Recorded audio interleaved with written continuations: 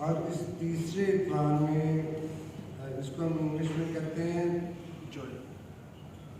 Third advent, और उर्दू में कहते हैं इसे आमद का तीसरा एडवेंट।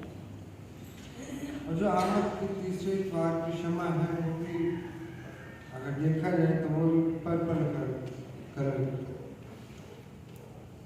और मुख्तलिफ चर्चेस में, चाहे कराची का हो, लाहौर का हो, पाकिस्तान के किसी और इलाके का, या दुनिया के किसी और मुल्क का, वाइट गिफ्ट सर्विस जो है वो दिसंबर के महीने में किसी भी इतवार को आप सेलिब्रेट करते हैं। ज़रूरी नहीं होता कि आप पहले संडे करें या दूसरे या तीसरे, या आपके कलीसियाई अंडरस्टैंडिंग पर डिपेंड करता है। ताहम वाइट गिफ्ट सर्विस का मतलब, अगर इसका लफ्जी मतलब ले तो वाइट मतलब सफ़ेद, गिफ्ट का मतलब तोहफा, और सर्विस का मतलब इबादत है। लेकिन आज की इबादत अमूमन रिफाकत ख़वातीन इसको लीड करती हैं, और सारी इबादत में दुआ हो, तिलावत हो या पैगाम हो, वही रिफाकत ख़वातीन इससे शेयर करती हैं। साथ में मुझे याद है कि हमारी बुजुर्ग बहन सिस्टर जोसेफिन का फोन आया था, तो उसने कहा कि आज उनकी डबल ड्यूटी है, तो इसलिए वो शिरकत नहीं कर पाएंगी। तो उनकी तरफ से माजर भी थी, और मैं बड़ा दुख भी था कि आज वाइट गिफ्ट सर्विस है, और हमेशा की तरह वो इस चर्च में आती हैं और आज नहीं आ रही। आज का पैगाम ये है कि खुदावंद यीशु मसीह के जन्मदिन की खुशियाँ करीब, हर कोई अपनी अपनी तैयारी में बिजी है, और यकीनन हमने नए कपड़े भी सिलवाए होंगे या सिलने के लिए दिए होंगे, और यकीनन हमने अपने घरों को भी डेकोरेट किया होगा। और इस सीज़न में अमूमन हम अपने घर पर मसीही गीत या कैरल सुनते हैं, और कुछ वक्त खुदावंद के साथ भी गुजारते हैं। और इसी बात को आगे बढ़ाते हुए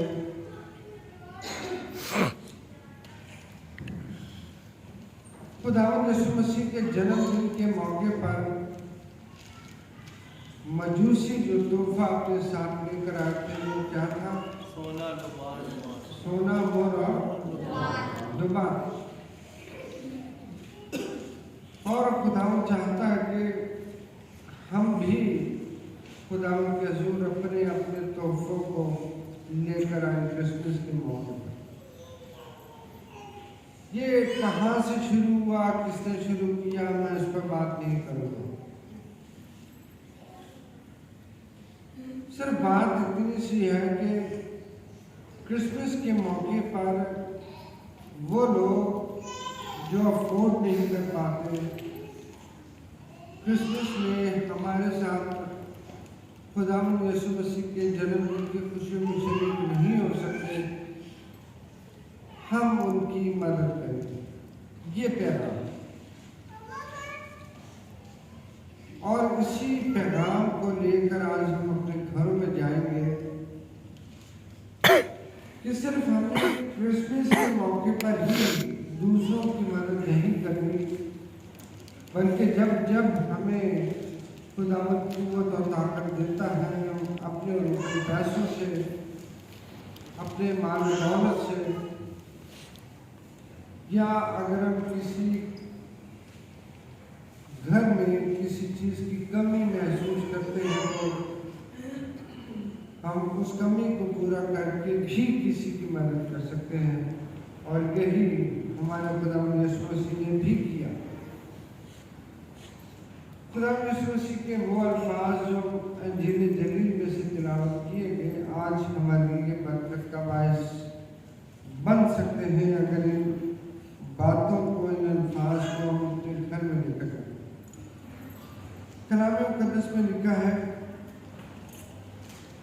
कि जब इब्ने आदम अपने जलाल में आएगा और सब फरिश्ते उसके साथ आएंगे, तब अपने जलाल के तख्त पर बैठेगा और सब कौमें उसके सामने जमा की जाएंगी और वो एक को दूसरे से जुदा करेगा, जैसे चरवाहा भेड़ों को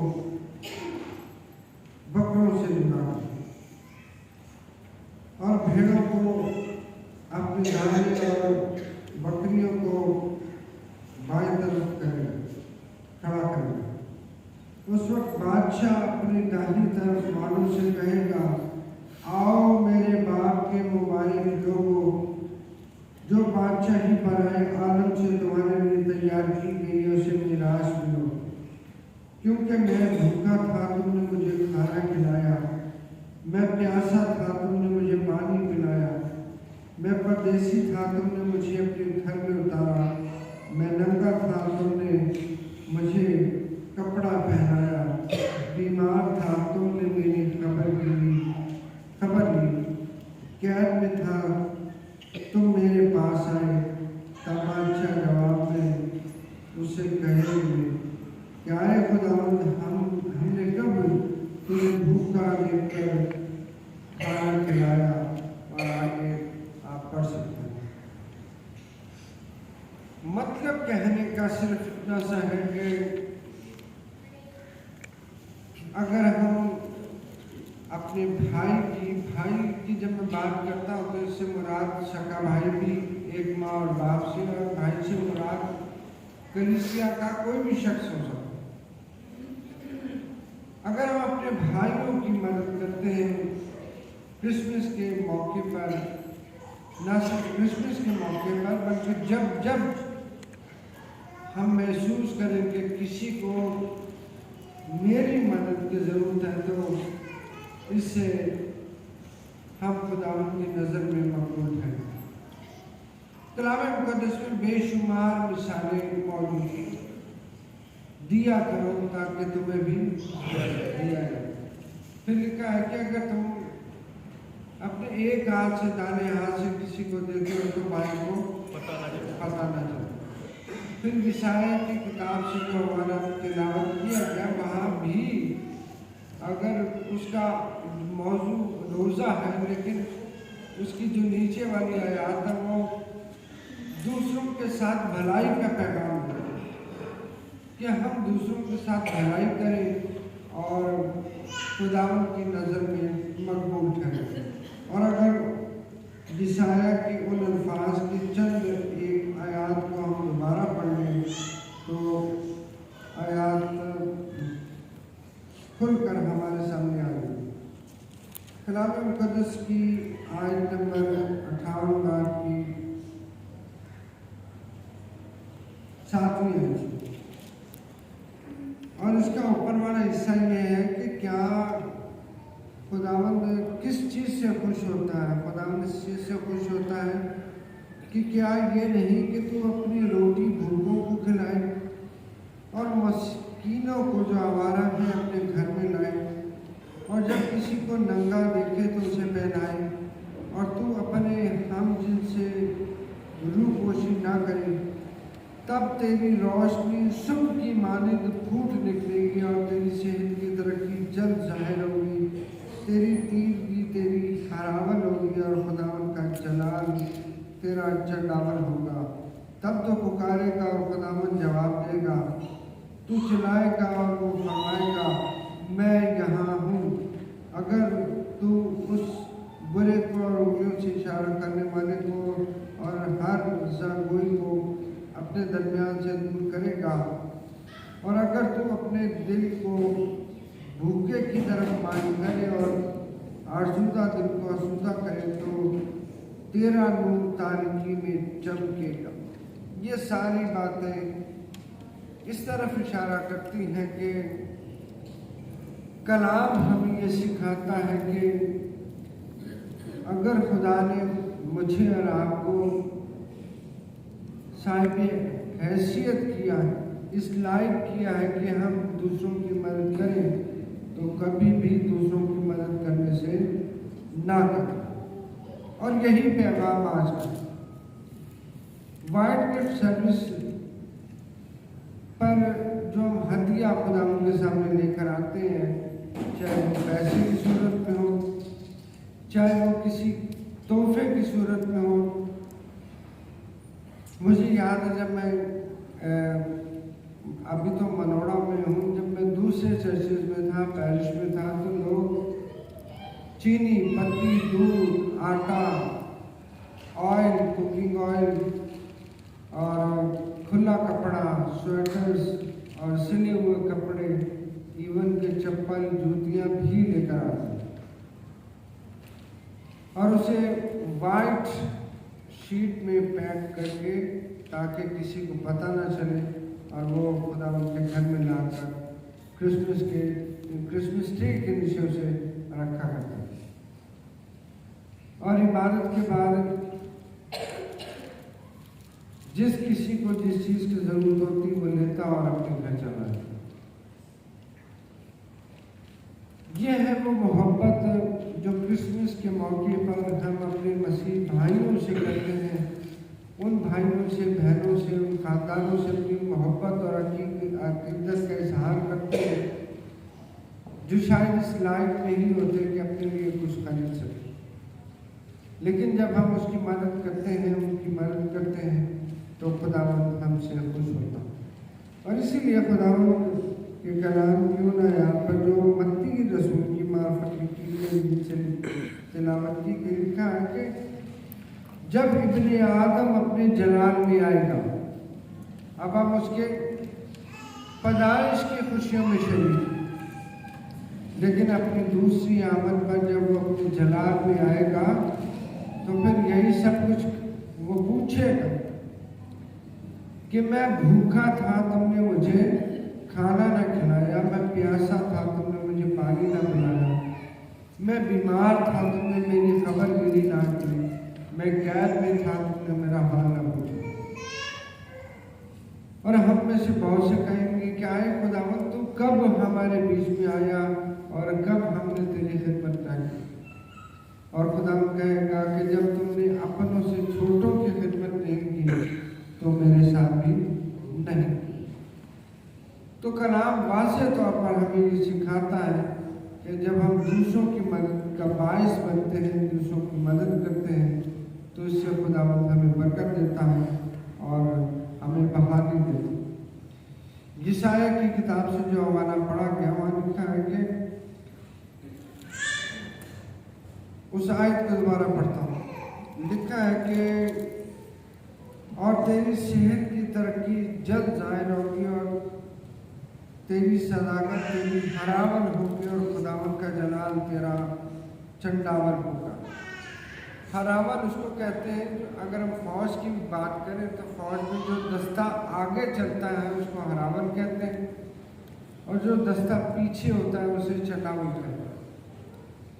कि खुदावन तेरे आगे भी होगा और तेरे पीछे भी होगा। जब तू पुकारेगा तो खुदावन कहेगा कि मैं यहाँ हूँ। और अमूमन जब हमारे पास देने को बहुत कुछ होता है, हम नहीं देते, लेकिन किसी मुसीबत परेशानी में जब हम खुदावन को पुकारते हैं तो मैं ये तो नहीं कहता कि खुदावन अपना मुंह मोड़ लेता है, लेकिन हमारी आवाज़ आलम बाला पर देर से पहुँचती, फिर इतनी जल्दी नहीं पहुँचती कि खुदावन कहेगा कि मैं यहाँ। तो मसीही मोहब्बत, मसीही इखलाक, मसीही तालीम यही है कि हम दूसरों की मदद करें, सिर्फ क्रिसमस पर नहीं बल्कि जब जब हम किसी को मोहताज देखें, ज़रूरत में देखें, ये समझे कि फलाने भाई को, उस ख़ानदान को मेरी ज़रूरत है, तो आप अपने हाथ को ज़रूर वहाँ बढ़ाएं। और यही वाइट गिफ्ट सर्विस का पैगाम है, दूसरों की मदद करना और खुदावंद से बरकत पाना। खुदावंद के कलाम के वसीले से हमें बरकत बख्शे और इस लायक करें कि हम हमेशा एक दूसरे की मदद करें और खुदावंद से बरकत हासिल करें। खुदा अपने कलाम के वसीले से हम सबको बरकत बख्शे। आमीन। हम दुआ करेंगे। लश्करों के खुदावंद हमारे प्यारे आसमानी बाप, हम तेरा शुक्रिया अदा करते हैं कि तू अपने कलाम के वसीले से हमसे हम कलाम होता, हमें सिखाता और हमारी रहनुमाई करता। खुदा आज का कलाम हमारे लिए बरकत का बायस हो और हम तेरे घर से इस बात को सीख कर जाए कि खुदावंद जो कुछ तूने हमें दिया है, तू चाहता है कि हम अपने भाइयों की मदद करें ताकि खुदावंद तुझसे बरकत को हासिल कर सके। आज के कलाम को एक एक जिंदगी के लिए, एक एक खानदान के लिए बरकत का बायस बना। खुदा आमीन।